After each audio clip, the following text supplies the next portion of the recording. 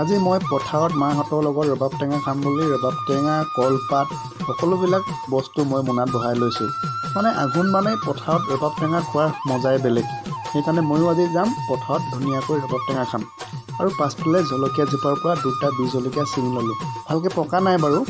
এতিয়া ধুনীয়াকৈ জলকীয়া ছিঙি লৈ জলং জপংকৈ মই ওলাই গৈছোঁ পথাৰলৈ বুলি। একদম পাছফালে মোনাটো লৈ হাতত মোবাইলডাল লৈ জপং জপংকৈ ওলাই গৈছোঁ।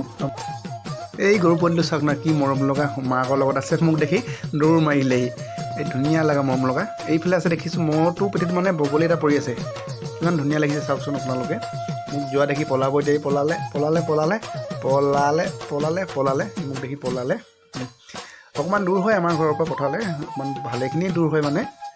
আহিছোঁ আৰু মাহঁতে দান্দাই আছে পথাৰৰ মাজত। তেওঁলোকক টেঙা লৈ আহিছোঁ, টেঙা খাম বুলি ফোন কৰিছিলে, যিহেতু টেঙা লৈ আহিলোঁ।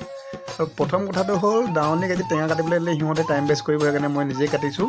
মই নিজেই কাটি আজি টেঙা কাটিছোঁ সিহঁতৰ কাৰণে।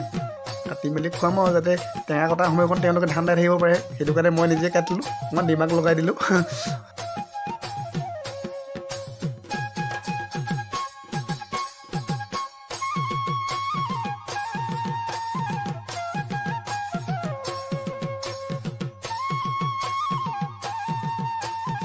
ৰবাব টেঙাৰ লগত অকণমান জলকীয়া সোৱাদটো থাকিলে কিন্তু বেলেগ এটা মজা লাগে।